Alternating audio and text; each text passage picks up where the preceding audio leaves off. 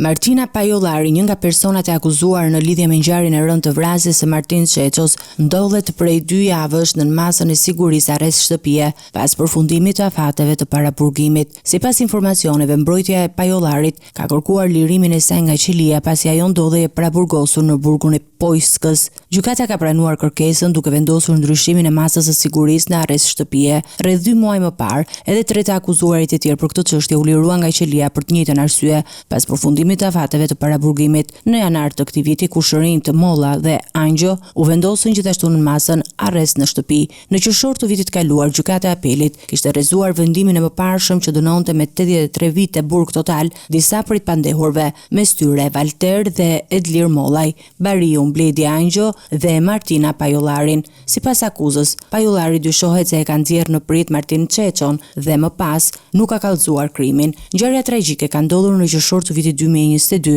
kur 26 vjeçari Martin Çeço u vra dhe trupi i tij u holl në rezervuarin e fshatit Kolanec në Maliq. Fillimisht ngjarja u tentua të paraqitej si vetvrasje, pasi pranë rezervuarit u gjetën sende personale të riut, por ekspertiza mjekoligjore zbuloi shenja dhune dhe mavijosje në qafë, duke ngritur dyshime për një vrasje të organizuar. Çështja vijon të jetë në proces gjyqësor dhe pritet që në vijim të zhvillohen seanca të tjera për zbardhjen e plotë rrethanave të kësaj ngjarjeje të rëndë.